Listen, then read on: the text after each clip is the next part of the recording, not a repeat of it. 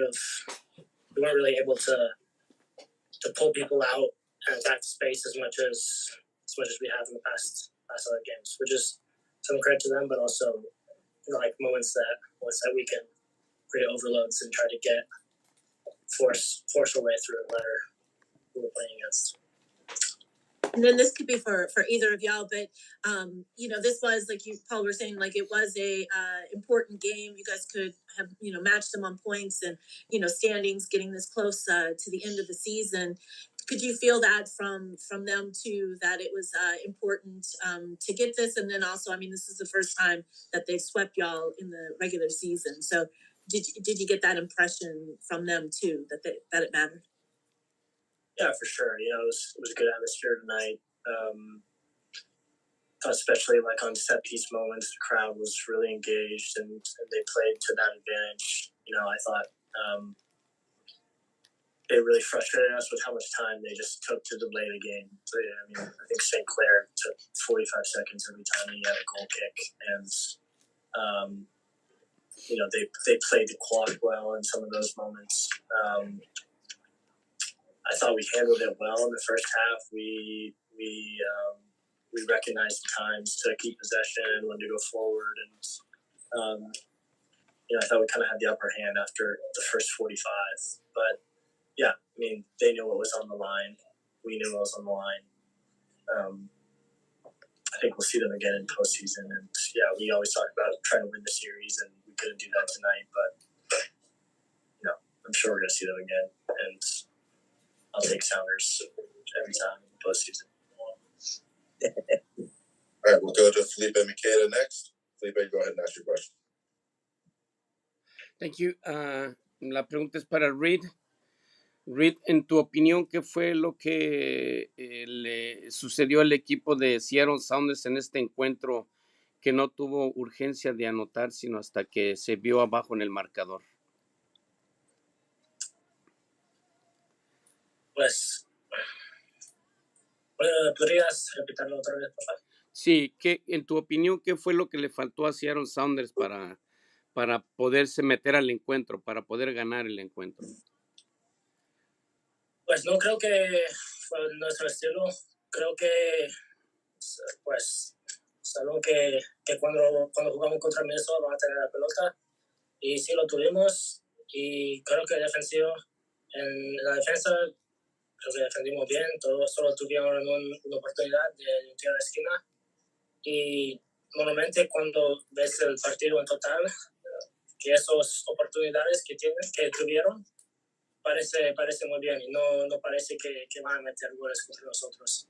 Y ofensivamente tuvimos, que dijo antes, que muchas oportunidades, poquitos, donde hicimos centros y no pudimos encontrar los espacios para tener oportunidades mejores, pero no creo que faltábamos mucho, porque no tuvieron mucho en el ataque y creo que solo faltaba el gol. En el final 21 minutos del partido tuvimos mucho, estábamos atacando siempre y la distancia a un gol no fue grande. Entonces, sí. Thank you, Felipe. If you'd like translation, reach out to us afterwards. We can provide it. Looks like we have time for two more here before moving on to Coach Spencer. A couple follow-ups. We'll go to Masvita next, and then Nico Moreno can close us out. Masvita, go ahead. Yeah, hey, I'll go back to them with a positive. Hey, Reed, what was working with you and Jesus in the first half there? And then also, Paul, if the follow-up to that would be what was working with you and Alex in the first half. So if you guys could talk about that, what was working there? I think Jesus did a really good job of getting the ball in the pocket, sometimes coming outside the line to receive from the Jackson Muhu. I think he did a really good job, finding the moments to cut inside. He looks for the ball over the top to Osaze or play in the opposite pocket, and then sometimes I was able to, in the first half, run along the line and get some crosses off. So I think there were moments where it worked well, and I think in the second half, I think I need to be a little bit better on getting my touches where I'm attacking. attacking more at Ronwane instead of bringing it back or lost the ball a couple times. So I think if I can be a little bit more aggressive and decisive with my touches, I think that'll help also unlock Jesus as well. But I thought there were moments in the first half where we were able to combine and get some good crosses off, but we didn't. I think I will take some responsibility, or the responsibility. Then the second half, I wasn't able to get myself in those positions and get the same level of opportunities as in the first half. All right, Nico Moreno, go ahead and close us out. Just to Paul. Obviously, there's a midweek game, and how key is it that you can just turn the page and just focus on Puebla and the fact that you guys have a shot at moving forward in the competition. Yeah, thank you for that, Nico. I think it's critical. We're as soon as we hit the showers, and after that, the game's done. Obviously, we'll learn a little bit from the film, but I don't know how much review we'll even do. I think it's going to be turn the page onto Puebla. Huge game midweek. The games are coming pretty fast, and thankfully we've had some great depth this year. Different guys have stepped up, and we're going to need that again on Wednesday. But it's going to be about getting the travel out of our legs as quickly as possible. Getting a couple good nights of sleep, because that probably won't happen tonight, as we're going to get home pretty late. But 4 days to get ready for a big one on Wednesday. All right, thank you you guys. guys. Appreciate your time. I will bring in Coach Spencer next. If you'd like to ask a question, please use the hand raise function. We'll get going.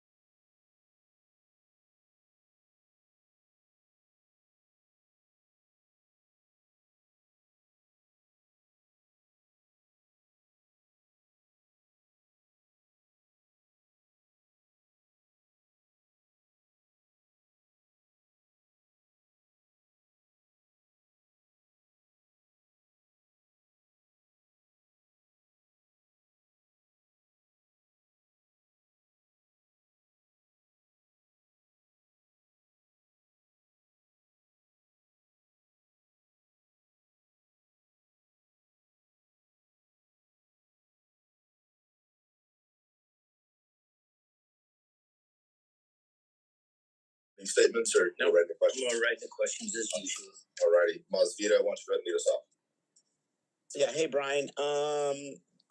Looked like you had the lion's share, and also in the first half. My question is this: in the second half, you started on the front foot, it looked like, and then from the 63rd minute, it looked like something changed, and they had a couple shots. You come back and put in Pedro and Danny. What changed in that first, from the 55th minute to like the 69th minute? Did anything change? Or? No, it's just momentum swings. Look, the subs I made with Pedro coming on and Masaski, I thought the game was there for us to win. So, Reed was fine, totally fine. D-Row, totally fine. But I wanted to put fresh legs and our top players on the field to go for the win, because I thought the game was there for us. So, obviously they score a goal kind of in that period where, we just couldn't look. It wasn't just the corner kick, and I'm sure we'll talk about that, but it was 2 throw-ins over here. It was just, that's how they play. And so, it's an unfortunate loss, but we got to push past it, because Puebla is going to be the next biggest game for us, and we got to forget about this. You frustrated at the slow down tactics? Yeah, I'll actually address that, Moz, because in the first half there was zero extra time. And so every time Michael Boxall goes from his center back position up to the top of the field on the left-hand side or to the top of the field on the right-hand side, how long do you think that takes? You can rewatch the film and you tell me. And then it allows them time. They walk up the field. And if a team is ahead 1-0, and they walk up the field and they delay that much, yellow cards are coming out. So why is it not the same? Or, because that's kind of punitive, I don't really care about that. But what I wanted him to do, what the referee should have done, was add the extra time. If that's how they play, then just add the extra time and make it fair for us. That's all I was asking for. Thanks. Jeremiah O'Shan. Brian, you guys have been flying pretty high here and rotating the lineup all along the way. Do you still feel pretty good about the lineup you used in this one? And then I guess, how do you keep yourself from losing momentum from this run you guys were on? Jeremiah, we weren't going to win all the rest of our games the rest of the season. I mean, that's that was never going to happen. It just happens that this is the one that we lost. I was happy with the starting group. I was happy with the tactics in the first half. The first half, we were just this close. We needed that one more little bit of extra, little something to get us a goal to play from the front. Even in the start of the second half, I thought we started on the front foot, pinned them back. So, yeah, I was happy with the lineup. We've got 3 days of rest till Wednesday. And we're going to start another good team. Because this was a good team. We're going to start another good team on Wednesday. And then we're going to start another good team the following game because we have a deep roster.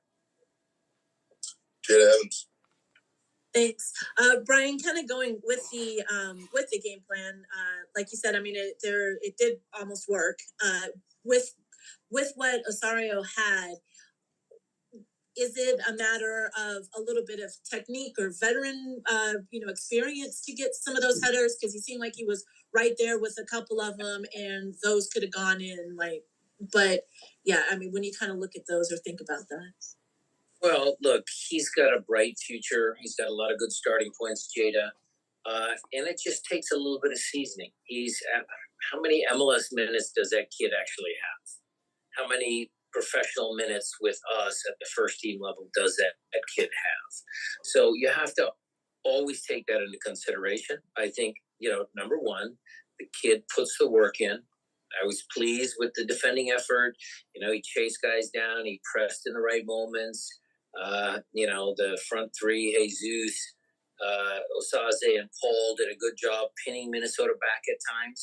So I can't complain about those things, which are non-negotiables. And, the goals are going to come for him, the headers, the timing, all that sort of stuff, that's going to come. And then my second thing was with Minnesota, like sports are cyclical. So this is the first time that they've swept you. Do you feel things? Yeah. Do you feel a shift though? I mean, you've been in this position with other clubs and gotten your final win or whatever. So do you feel that there's a shift with Minnesota? Jada, I chuckled because, what I brought up in my pregame speech was the last time we were here, we won 3-2. And it was a good game. Jackson had a really good header. Jordan scored on a transition moment when we were defending high up the field. And then Albert on a second action of a set piece. And I told the team, I said, look, you guys should have confidence coming in here because we can play against this team. And again, I think they did a great job. I mean, they did in a lot of moments, except for that one critical moment where it's life or death inside the penalty box. And, we take a goal on a set piece, which, that's their strength. And, in that moment, we, needed to do a little better. Felipe Maqueda. Coach Brian, it's always hard to lose with a team when you had these many winning games, but at the same time, the team didn't have the urgency to score until the team was under in the scoreboard. What can you tell me about that? I disagree with that 100%. I think that they play a different style. So you're used to us attacking, but against opponents like this, you can't rush things. You can't force things. That's what they want you to do. They want you to rush. They want you to force passes so that they can go in transition. So I thought our game plan in the first half was excellent. We had the majority of the possession. Our expected goals totals were there. The only thing was missing was that little bit of quality in the first half. Even up until their goal, I felt very comfortable in the game. That's, again, why I made the subs to put Pedro on and bring Danny Masowski on, because I think we had control of the game. So I would disagree with you. Thank you. Nico Moreno. Thank you, Brian. I just wanted to know. It seems like you were pretty happy with Reed's performance today, but what was it about what Reed provided for you today that seemed like the right option to go there at the starting spot at the left wing? And was holding Pedro back, did it have anything to do with the tinnitus you kind of mentioned earlier this week, or was it just the Puebla game midweek? Look, Nico, it's rotation. I mean, I can't play Pedro every game. Other guys have to step up. Reed was good. He did his job. I have to rotate the team in some way, shape, or form. Look, it got a little trickier because, we lost Kent, we lost Albert. We're down a couple guys.